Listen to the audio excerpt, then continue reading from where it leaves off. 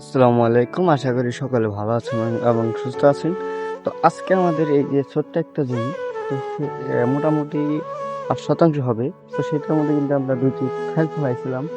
তো পাশে কিন্তু আরেকটি কিন্তু দেখতে পাচ্ছেন, এই এখন যেটা খাল আছে পেঁপের খাল। তো চারপাশ দিয়ে পুরান গাছ কিছু আছে। তো এগুলো মিলিয়ে টুকটাক এখানে 5 ডিসিমেল আছে। তো 5 ডিসিমেলের মধ্যে এই বাগানটুকু বাদ, মানে এটুকু থেকে 5 ডিসিমেল আছে। এখানে কিন্তু কিছু নতুন গাছ আছে দেখতে পাচ্ছেন। এখান থেকে কিন্তু একটিও কিন্তু হারভেস্ট করা হয়নি, দেখতে পাচ্ছেন। খুব সুন্দর কিন্তু ফলনগুলো চলে আসছে। চারপাশে দেখাই, এই যে খুব সুন্দর ফলন।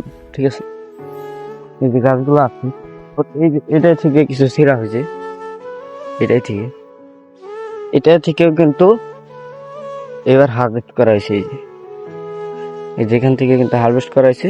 আর এই যে ফলন, এটা কিন্তু নতুন গাছ একবারে, মানে কয়েকটা 10-12টা আর কি গাছ আছে আমাদের যেগুলো নতুন। এগুলো কিন্তু আমরা আশা আছে আর কি, এই যে শীতের মধ্যে আর কি বেচবো, বিক্রি করবো আর কি। তো সবাই ভালো থাকবেন, সুস্থ থাকবেন। আল্লাহ।